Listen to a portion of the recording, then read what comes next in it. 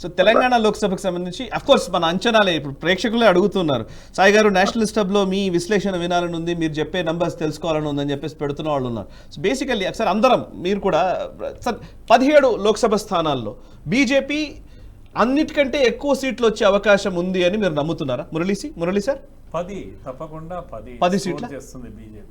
Okay, second 4 నుంచి 10 అవుతాయంటారా? 10 అవుతున్నాయి. 7 to వాళ్ళు ఇస్తున్న ప్రిడిక్షన్ 7 to 10 అని ఇస్తున్నారు. టిఆర్ఎస్ కు 2 to 5 ఇస్తున్నారు. ఇందాక సార్ అన్నారు టిఆర్ఎస్ 2 to 5 ఎక్కడి నుంచి వస్తుందండి? 0 వస్తుంది. 3-4 కూడా బీజేపీకి యాడ్ అవుతుంది. సెకండ్ కాంగ్రెస్ ఉంటుంది. తప్పకుండా 10 రీచ్ అయ్యేటువంటి అవకాశము పల్స్ ఉంది. ప్రో మోడీ, ప్రో అయోధ్య, గ్రామాల తెలుగు పర్టికులర్గా దేశంలో హైయెస్ట్ తెలంగాణలో ఉంది. Pro Modi wave and pro Ayodhya wave తెలంగాణలో ఎక్కువ కనపడ్డది సార్. ఓకే, అంటే ఇప్పుడు ఏ స్థానాలు వస్తాయని చెప్తారు తెలంగాణలో?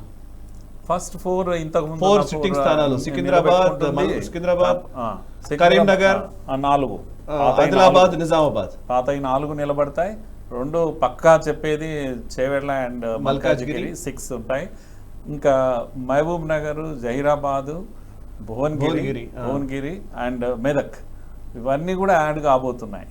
ఇంకా ఎక్కువ సర్ప్రైజింగ్ అంతా కూడా ఇప్పుడు ఏంటంటే వరంగల్, పెద్దపల్లి ఇవి సర్ప్రైజింగ్ దీంట్లో యాడ్ అవుతాయి. అంతా వేవ్ కనబడుతుంది తెలంగాణలో. ఓకే సార్, మీరు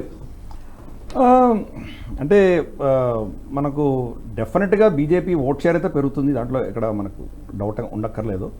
కానీ సీట్లుగా కన్వర్ట్ అవుతుందా లేదా అన్నది ఒక స్టిల్ డిబేటబుల్ ఇష్యూ. ఎందుకంటే బీఆర్ఎస్ని కంప్లీట్గా కొట్టిపడేయలేము మనం. కేసీఆర్ గారు ఆయనే స్వయంగా వచ్చి ఆయన క్యాంపెయిన్ చేయడం ఇవన్నీ చేశారు కాబట్టి మరి బీఆర్ఎస్ ఎవరి ఓట్లు కట్ చేస్తుంది? బహుశా వాళ్ళకి సీట్లు రాకపోవచ్చు కానీ ఎవరి ఓట్లు కట్ చేయాలి కదా వాళ్ళు. కాంగ్రెస్ ఓట్లు కట్ చేస్తారా, బీజేపీ ఓట్లు కట్ చేస్తారా అన్నది ఇప్పుడు ఫైనల్గా మనం చూడాలి. అది చూస్తేనే మనం ఈ నంబర్స్ ఎలా వెళ్తాయో తెలుస్తుంది మనకి. ఈవెన్ 6-7 సీట్లు గెలిచినా కానీ కూడా, మనం బీజేపీ 6-7 సీట్లు గెలిచింది అనుకున్నా కానీ కూడా ఇంకొక 3-4 సీట్లో వీళ్ళు నెంబర్ 2లో ఉండేటువంటి పరిస్థితి ఉన్నది, గట్టి పోటీ ఇచ్చే పరిస్థితి ఉన్నది.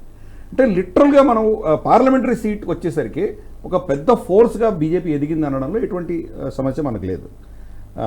ఇది మళ్ళీ రాబోయే 3 ఏళ్ల తర్వాత మనకు అసెంబ్లీలో కూడా దీని ప్రభావం చూపిస్తుందా లేదా మనం చూడాలి. 3 ఏళ్లలో ఏమవుతుందో మనం చూడాలి. ఓకే, దీంట్లో వచ్చిన ఫస్ట్ మనకు వచ్చిన కంక్లూషన్ ఏంటంటే బీఆర్ఎస్ యొక్క క్షీణం.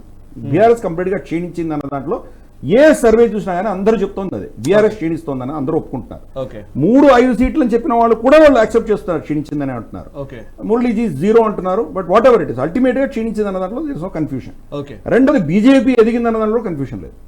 సో నా అంచనా ప్రకారం అయితే కనుక ఈ 6 guarantee, 4 plus Chevella and Malkajgiri guarantee, మిగతావన్నీ కూడా టాస్అప్ ఫైట్ అయితే తప్పకుండా ఉంది. అది ఓట్లు సీటుగా మారుతుందా లేదా అన్నది ఇష్యూ.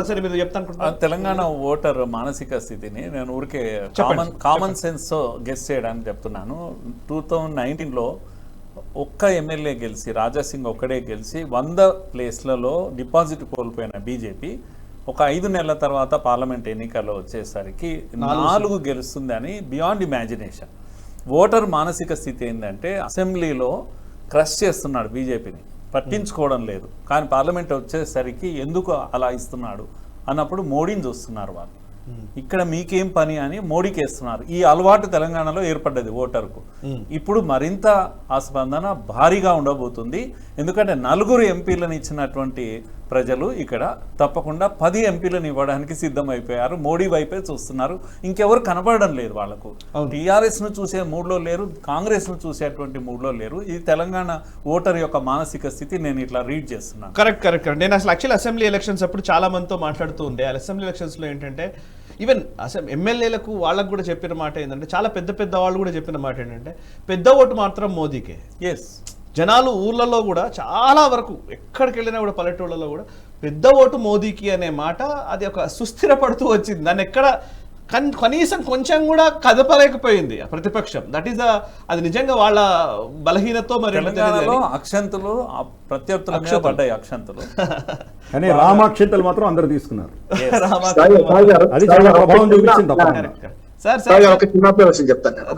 చెప్పండి రామన్. టీఆర్ఎస్ వీక్ అవడానికి ప్రధాన కారణం ఏంటంటే, మీకు అంటే సరే నేనేమంటున్నానంటే ఎవరికి డబుల్ డిజిట్ రాదంటున్నా నా అంచనా. రెండోది ఏంటంటే బీఆర్ఎస్ ఓట్లన్నీ ఈసారి బీజేపీకి కన్వర్ట్ అయింది అంట. ఇది కొత్త. ఎందుకంటే కాంగ్రెస్ కేసిన వాళ్ళు వేస్తున్నారు. కాంగ్రెస్ వ్యతిరేక ఓట్లు ఎప్పుడు కూడా ప్రజలు ఏం ఆలోచిస్తారంటే నా ఓటు వేస్ట్ కావద్దు అనుకుంటా. ఓకే, ఇది టిఆర్ఎస్ ని గెలిపిస్తే ఏమిటి అనవసరం కదా అని ఒక భావన ఉంటది. రెండోది టిఆర్ఎస్ వేయబుద్ధి అంటే వేసే ఓట్లు టిఆర్ఎస్ ప్రధాన ఓట్లు కూడా ఏమైనాయి అంటే ఈసారి కాంగ్రెస్ వ్యతిరేకం 6 గ్యారెంటీకి తీర్చలేదని కాంగ్రెస్ మీద వ్యతిరేకత ఉన్నది. ఎవరికి వేయాలి వాళ్ళు, బీఆర్ఎస్ బీజేపీ అన్నప్పుడు బీజేపీ కన్వర్ట్ అయ్యింది నేను అంటున్నాను.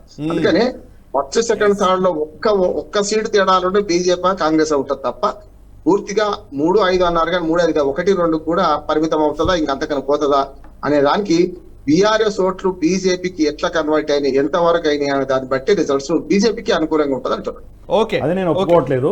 ఎందుకంటే బీఆర్ఎస్ లో ఒక ultra left wing support base ఉంది వాళ్ళకి, అంటే left ultra left wing support base ఉంది వాళ్ళకి. అది బీజేపీకి కన్వర్ట్ అవ్వదు, అది కాంగ్రెస్కి వెళ్తుంది. అది అందుకని మేజర్గా బీజేపీకి షిఫ్ట్ అవుతుందా లేదా అనేది మనం ఫైనల్ రిజల్ట్స్ వచ్చాక చూడాలి. బీఆర్ఎస్ ఇప్పటికి కూడా బీఆర్ఎస్ అపాయింట్ చేసినటువంటి వామపక్ష భావజాలం ఉన్నటువంటి ఆఫీసర్ని ఈ రోజు దాకా తీయలేదు. పేర్లు ఎందుకు చెప్పాలి మనం, కానీ కాంగ్రెస్ ప్రభుత్వంలో కూడా వాళ్ళే కంటిన్యూ అవుతున్నారు ఇప్పటికి కూడా. ఓకే, సో ఒక సిగ్నిఫికెంట్ వర్గం ఉన్నది. ఆ వర్గం డెఫినెట్గా బీజేపీ సైడ్ రారు, వాళ్ళు కాంగ్రెస్ సైడ్ వెళ్తారు.